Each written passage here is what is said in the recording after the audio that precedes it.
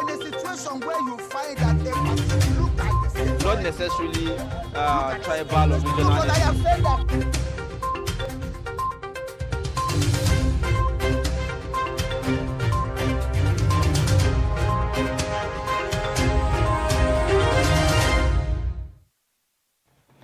All right, thank you for staying. It's Daybreak reaching you from Trust Television and in the nation's capital. Now, time for us to take a look at the dailies on Daybreak. We have in the studio Ben Sherman, Director of News, Voice of Nigeria, to give us perspectives on some of the stories. Good morning, and thank you for joining us on Daybreak. Thank you for having me again on a Wednesday. All right. So let's take a look at the Daily Trust newspaper this morning. The lead story says, primaries, despite generating billions, APC faces cash crunch. It has the writers that says party in debt, owes staff, committee members yet to be paid 3 months after. Fund being spent on running of party, spokesman says. And then you have also Buhari seeks Senate approval for 402 billion naira promissory notes on page 3. Crude oil theft may crash Nigeria's economy, Senate warns on page 20. 3.1 billion naira for Kano Emirates as Ganduje doubles monthly allowances on page 5. You'll find a pictorial there showing you the participants at the 77th United Nations General Assembly, where our President Muhammadu Buhari, alongside some cabinet members, including his chief of staff, were there. Also, we have below that 2023, Lawan's fate hangs. Akpabio, Umahi, others on INEC list. That's on page 24. Strike, reps urge FG ASU to shift grounds. And then you have Ondo holds mass burial for 497 unclaimed corpses. That's on page 22. And then World Athletics ratifies Nigeria's Toby Amuson's record. That's on page 31. These are the stories on the front page of Daily Trust this morning. Now let's take a look at the Leadership newspaper. The Leadership newspaper has a lead story that says 219 days after, NAS waits into ASU strike, wants federal government union to shift ground. The first writer says, we have made progress by Jabia Miller. ASU wants against court injunction to resume work. Students to ground Abuja Airport today. Kaduna government bans planned protest on Kaduna-Abuja Road. We also have the story here. Ponzi scheme operators risk 10-year jail term. And beneath that, Aisha Buhari seeks collaboration against child labor. ISWAP kills 2 Boko Haram commanders in supremacy tussle. And we also have the story here. At 77th hunger, Nigeria's CSO rank federal government low on security, press freedom, anti-graft war, others. Just above that, crude oil theft may ground nation's economy. This is coming from the Senate. Also, just above the masthead of the Leadership newspaper, there's a story there that says Jigawa flood death toll hits 98. These are the major stories on the Leadership newspaper. All right, on the Guardian newspaper this morning, the lead story says, FG to leave behind 60.9 trillion naira debt, other liabilities in 2023. You'd find also ASU rules out returning to classes through court order. Environmentalist alerts on gas leakage in Bayelsa community. Nigerians may shock political class parties in 2023, Obaseki warns. Khan deplores abduction of 43 Kaduna Christian worshippers, faults government's handling of insecurity. Lawan loses out as Akpabio, Umahi make INEC final list. And that's another one there says, I didn't trade off my presidential ambition with Tinubu to save Ekiti, says Fahemi. There, the pictorial shows you the UNGA, and that's that, basically. Now let's take a look at the Punch. 2023 election list. INEC clears Atiku, Tinubu, Obi. 4,223 Joseph for National Assembly. Then the first rider, Kwankwaso Sowore, 31 other vice presidential candidates sailed through. Lawal Machina, Obaseki's faction lose out. Akpabio makes list. Former President Jonathan Abdulsalami Kuka called for peaceful polls. We also have Buhari addresses hunger. Over 150 world leaders meet. Beneath that, defends 712 million naira fraud allegation, court tells Lamido. Ondo buries 496 unclaimed corpses. Also, students to block Abuja Airport Kaduna Road today. And above the masthead, we have Buhari seeks Senate approval for 402 billion naira promissory notes. Muslim ticket, APC risks losing poll, says Dogara. Reps probe NMPC's 32-year joint ventures. And just above that, manufacturers spent 639 billion naira on power, self-generate over 14,000 megawatts. These are the major stories on the Punch newspaper for today. All right, on the Nation newspaper, the lead story says INEC clears Tinubu, Atiku, Obi, 15 others for 2023 poll. You have also Third Republic was designed to fail, says Tinubu. Kalu, what Igbo stand to gain in APC presidency. You'll also find Ilorin indigents kick against Ilorin VC's appointment. Uni Ilorin, the VC's appointment there. Sanwo-Olu to U.S. investors. Lagos is ready for you. You have also PDP crisis. Wike allies meet to decide next step. Gbajabiamila raises hope on end to federal government ASU face-off. That's that for the Nation. Over now to this day. That has a late story that says lawmakers lament as Nigeria's debt reaches an all-time high of 42.84 trillion naira. Above that, Jonathan, this is coming from the former president, my 2015 concession call collective decision to save Nigeria. Above that, Lawan out, Akpabio Umahi in as INEC releases final list for national elections. And above the masthead, we have at Onga, someone who woes foreign investors to Lagos, says state safest in Nigeria. These are the major stories on this day for today. All right, so let's get perspectives on the stories this morning. Thank you again, Ben Shemang, for joining us. Now let's start with the Daily Trust newspaper. One story that has been generating reactions from when it came out is the INEC final list of candidates, where we have seen presidential candidates, then also senatorial candidates, and then candidates for the House of Representatives. What's your take on the outcome? We are seeing certain names that, were engulfed in controversies, such as Godswill Akpabio. Yes, we've not seen Ahmed Lawan and a few others. So what's your take on the list? Thank you. Honestly, when the list came out and last week, I thought it was a kite being flown by some people when they said Akpabio, that the court has said INEC must insert the name and drop the winner.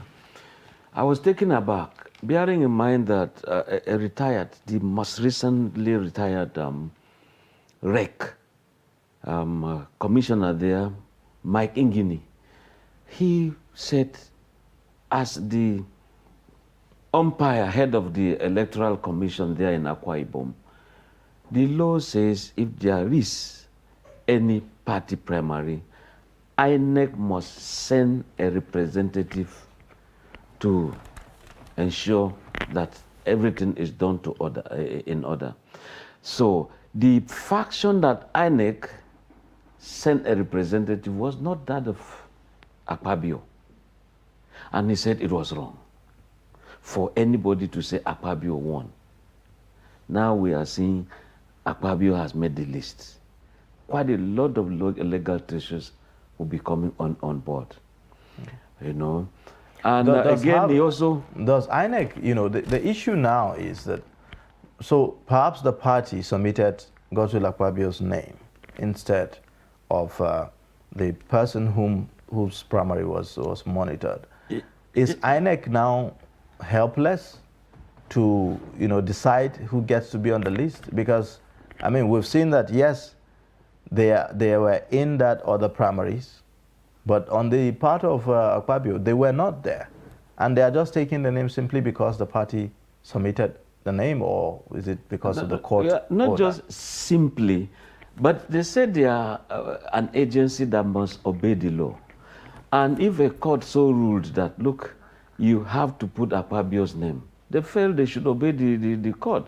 And I believe some people will simply move to a higher court to look for some other adjudications. So that is left to be seen. And we are also hearing the story of Machina in Yobe State versus the Senate president.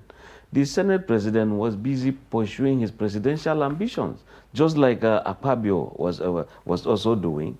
And in the end, it was a story of he did not buy a form, he did not contest to be a Senate president and to be in the Senate again, only for him to realize that at the presidency level, he didn't win. And the next thing is for Machina to now say, I won't step down for you because I bought a form, I stood for primaries, I won, and I was given a certificate. So for me to step down wouldn't be the thing. And that's why INEC has also said, therefore, Senate President, you can't make the list. If, therefore, the Senate President cannot make the list, how come the other Senate, presidential candidate like Akpabio made the list? Umahi also made the list. When indeed at the point they were busy pursuing presidential ambitions. And the law says you cannot buy two forms at the same time. So was it that they both presidential and both Senate against the law? You know, so that is left again to be seen. All right. You know, INEC has said it on several occasions that it is not their duty to submit list of candidates, that it is that of the parties to do that. However, they know the primaries that they monitored. And if the matter goes to court, they will go there and state which primaries they monitored. Now, why do you think that politicians, knowing that this law exists and knowing that it is possible that whatever is the outcome could be challenged, will still want this? For instance, this could go through, you know, their name, for some of them that their names are already on the list. Why is it that, it's a psychological question I'm asking, why is it that they know at this point that even if they go through and win the elections and the opponent goes back to court and INEC goes there to say, no, we didn't monitor these primaries, it's possible that they could be kicked out? Why do they still go ahead with it at this point? You see, there's always this, even a native doctor will say a trial will either convince you or confuse you or convict you. So that is the issue. As far as they are concerned, they always want to try maybe cash in some when they see some loopholes, they want to still make this trial. It shouldn't just be. And we pray that the judiciary should also start sanctioning people who feel that courtrooms are disco grounds for some people to just go, begin to twat justice or to ensure justice is being thwarted.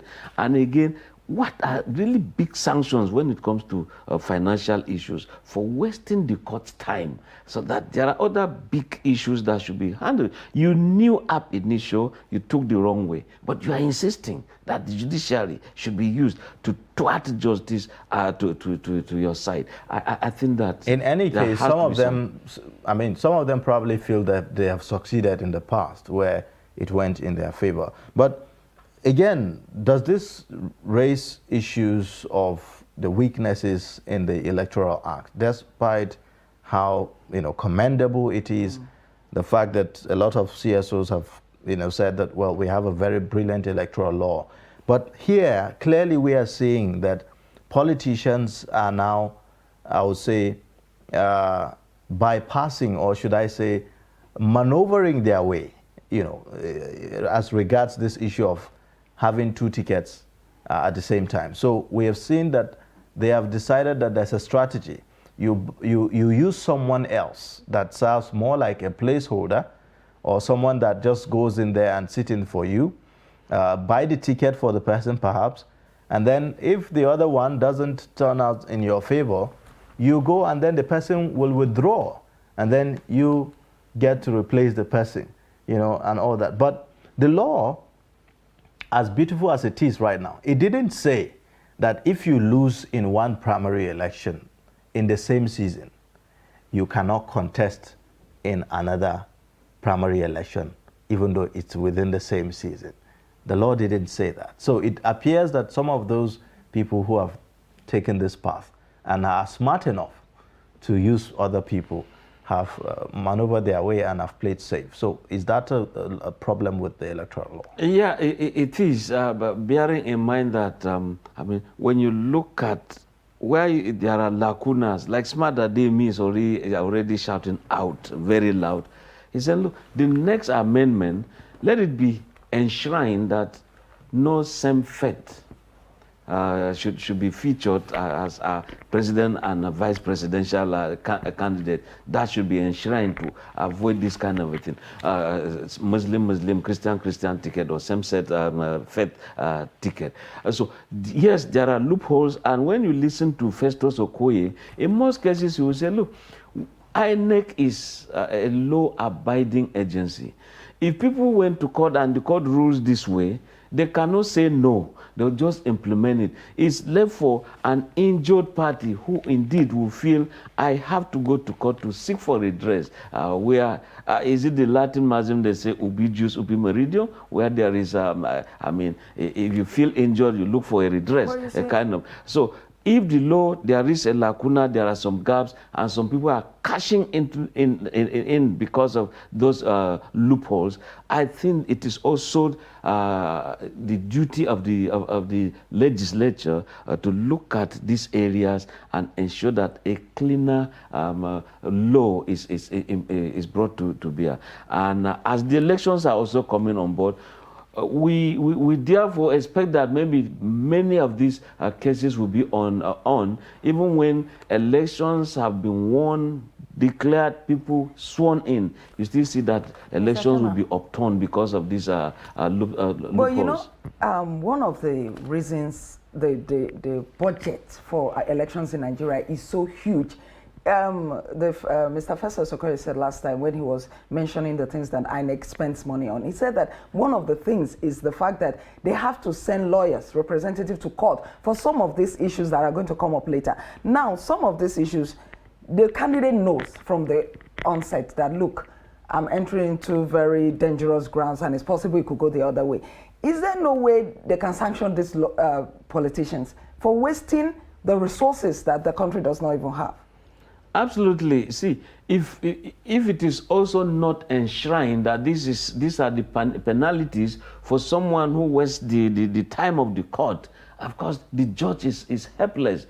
And by the time a judge brings sanctions, okay, we are going to pay to ensure you pay this amount. We are ensuring that you are not allowed to participate in politics for the next 4 years or 5 years. If it is not enshrined, the judge or the court does not give, remedies outside what is enshrined in the law.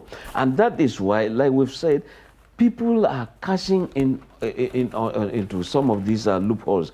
But it behoves on the legislature to ensure that laws are being made to take care of some of these things, so that there should also be limit as to how long people should be taking cases to court. Look at the case with Kenya. Elections took place. You have within a week to go to the court, and once the court rules, So it stands. All right. So Nigeria should let's begin to also borrow from other countries. This theory of general application. We borrow here to apply here. Okay, briefly, finally, before we go on this issue of the list that was released by INEC, we have 18 political parties running for the presidential seat, and then only one female. For the Senate, we have over 1,000 candidates running for the senatorial seats, reps, over 3,000 candidates running for that seat. And then in total, you would find that just a little above 300 females, women, are actually vying for the offices. What does that say about our issue of inclusiveness? Except we want to go the Rwandan way, where yes, you can do this. Government will now appoint some women into some key areas. But you meet some ladies who say, no, I want to contest. Why should I be dashed a position? I'm also capable. But you still have some inhibitions here and there, either cultural, finance, intimidation, and by the time, look, perception index. I mean, you can imagine, I know a politician whose wife is a politician, and he is a diplomat, a retired diplomat. Once the politicians are meeting, the wife is doing their inner caucus meeting, you just see him seated under a tree, waiting all through the night, that kind of, and people are worried back home. I mean, why will you be following your wife about? Is it that there's no trust? And the wife, why are you leaving your children, go home? So those perceptions, they all are there. But I think that looking at the Beijing Declaration, if we feel that there are some areas where we should allow women take positions, why not? At the point the Senate kind of brought an idea and said there has to be a fourth, every state has 3 senatorial zones. There has to be a fourth. The fourth must be for ladies. And we were also thinking, like me, I said, well, even if we can remain them 3, let one zone step down for a lady. So what is wrong with that? I mean, they all are equal. After all, we've seen Queen Elizabeth for how long? Doing so well. And, yes. I would like us to look at the lead story of the Daily Trust newspaper, which indeed is actually an exclusive story. Primaries, despite generating billions, APC faces cash crunch. This is a party that rating about 29 billion in the sale of forms and expression of forms and all of that. What do you think is happening? And I can see the spokesperson saying they're using the money to run the party. I don't understand running the party. Buying furniture, with how much? Buying vehicles, with how running much? the party should include payment of staff salaries, isn't it? But staff, we understand that staff are being owed, salaries, and even committee members that participated in the primaries, were not paid. Exactly. And if you even go to Blantyre Street in Wuse 2, it's not as if the office is one kind of that you say, oh, man, look at an office. I mean, quite a lot of areas are still looking for some reworking, retouching here and there. Right. So where is this money? I think that people should. Let me say what the spokesperson said first so that you can build on that. The spokesperson said that they spent a lot of money in line with the Electoral Act. Not that the Electoral Act said they should spend a lot of money, but that they needed to visit every state to conduct free and fair primaries. And they spent money doing all of that. He also went further to say that some persons have been paid and that the process of paying others is ongoing. So ongoing and taking a long time. You are free to conduct free and fair elections, yes. But for this money, this huge, humongous amount, so huge, so large, I think it should permeate from top down so that people will feel, yes, this is the best. Now, when you're talking of party administration, it's a replica of what can be done at the ward level, at the local government level, at the state level, at the federal level. So if you show your prowess in terms of managing a political party effectively, you can as well copy-paste that at the federal level, because the party produces the best brains that are ruling the country. So if you say, because we organized good elections, therefore, thank God he's not saying that the party is broke. But if the money is there, people should be paid, workers should be paid before I mean, the party is being sabotaged. If it follows that there are some computers that ought to work, you have to have a data for this and that, some analysis from research and all that, and you are not paying.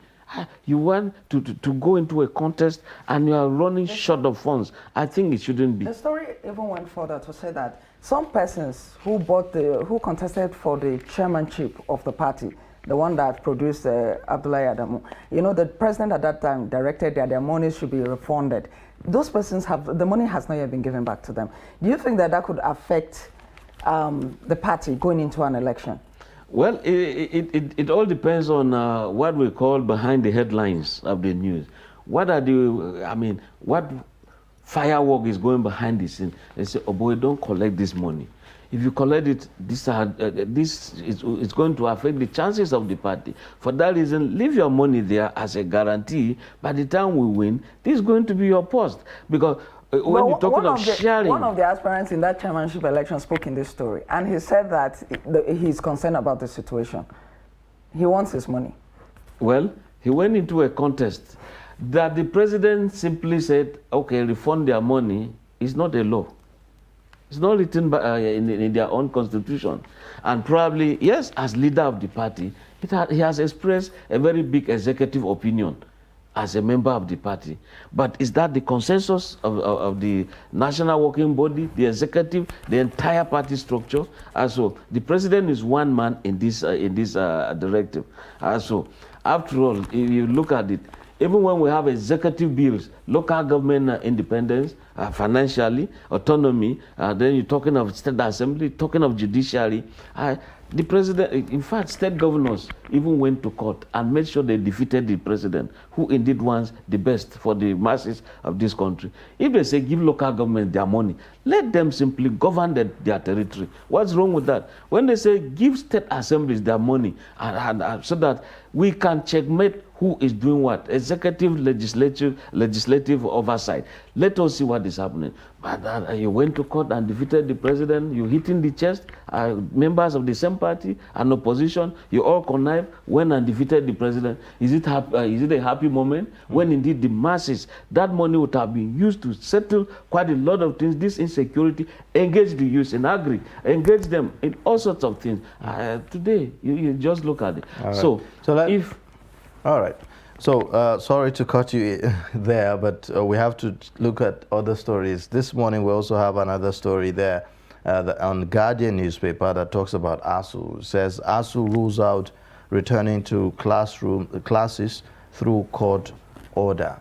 So, yesterday we saw that meeting that was held between members of the House of Representatives at the instance of the Speaker of the House of Representatives, Femi Gbajabiamila, and we saw the interface there between ASU and the Speaker.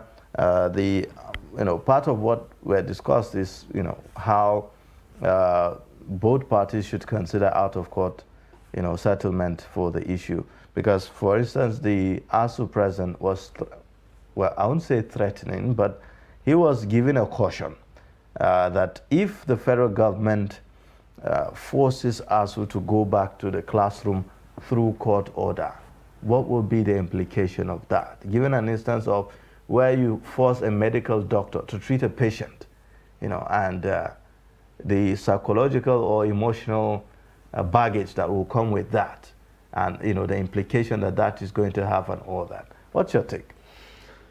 It's serious. Besides that, I was seeing, I hope it's a lie anyway, I saw some ladies, they said that's the daughter of the ASU presidents graduating abroad. I also saw, said First Family, they've also gone to congratulate their daughter in a foreign university. Daughter-in-law. Now, yes. That's wife to the president's son. Well, I only said First Family. Whether it's Akwa Ibom First Family, I don't know. But what I'm also saying is, honestly, I think that ASU should not be too stiff. But like you said, how will you force a doctor to treat a patient? You give the doctor the patient wrong medication, So I think time has come that government will come down, ASU will come down, so that there's a meeting point. And when you see some state universities are already resuming, that tells you they've had enough of this strike. At the state level, they didn't have issues. They only co-join us in this matter because they felt a luta continua victory, etc. Now the Senate, I said Senate President, sorry, the ASU President simply, disgraced the state universities, said they are quacks, fakes, that kind of a thing. Right. So I think that utterances in conflict management also matter. They can aggravate situations. Yes. They can make things better. So people should simply, and I think with all this president come ASU, let's talk. Pro-chancellors, let's talk. Everyone is talking. Today, students are saying we are blocking Abuja ways, blocking Kaduna Abuja. They've done that in Lagos. It means people are tired. And if there is an escape route now, this time for ASU to now say, okay, let's take this and simply go out of this crisis. Okay. All right. There's this story that is on the Daily Trust, and it's also on other newspapers. It says, crude oil theft may crash Nigeria's economy. Senate wants. And now other papers have the story. How did we get there? Only last week, Angola and Libya overtook Nigeria's spot as #1 in Africa for crude oil production. And all this largely due to this oil theft. How did we get here? We got there because of corruption. We got there because there is no due process in handling some of these things. When you say this is crude, this is a barrel, what's the content of that? And how many are going out? To where? Who is taking record of all of this? It shows you that we are not taking a record of many of these things. Excuse me. And when they say there are ships, deep sea, that will simply siphon some of these things, carry, go.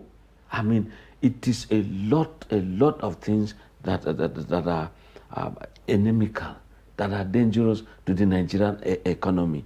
And so we need the Navy to do quite a lot of things there. We need the Marine Police to do quite a lot of things there. And when they said that Tampolo has been given a contract to also check some of these pipelines, then Asare Dokubo came in to say, no, he's opposed to that. Then thank God they said the Ijaw National Council has settled that rift. So quite a lot of things are wrong. In this same program, we once remembered what President Jonathan said.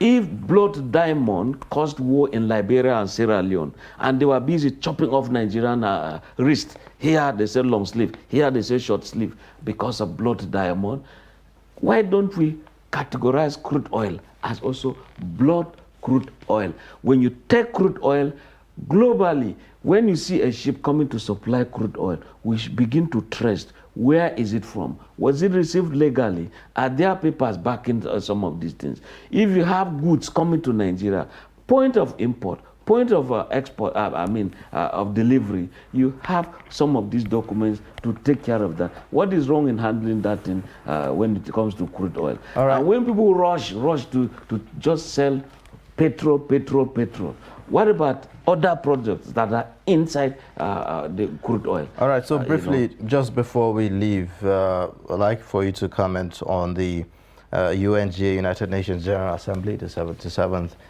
meeting of world leaders. About 150 of them. Our president is also one of those. What are the likely issues that we should be, should be forming the conversation, and particularly for our president? Yeah, as you can see, Ukraine, Russia is still there. I would say the president, Nigeria is involved because at the point Russia tried to rope Nigeria into issues that don't really concern Nigeria.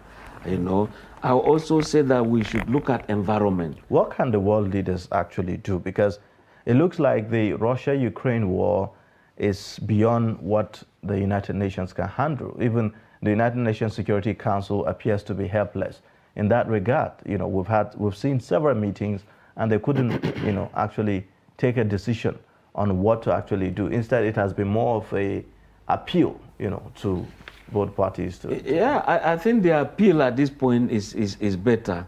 When you look at when the big five permanent Security Council members will always say this is where this group is going, Russia and China will always be on the same page. As it is today, feelers are that Erdogan of Turkey has been talking. They had a summit where they also spoke with the Chinese president, then Russian president. Said, look, why don't we simply give peace a chance? Because these mass graves that are just been uncovered in areas that Ukraine has, driven away Russia. It is war against humanity. So the world can persuade Russia, ensure that you withdraw your troops, let there be peace. And I can see they're also rushing to ensure there is a referendum that some people are saying, no, in spite of the successes of Ukraine reclaiming some areas, they said, look, we want to remain with Russia. So that is a kind of a stage-managed referendum or plebiscite, just like Morocco and All right.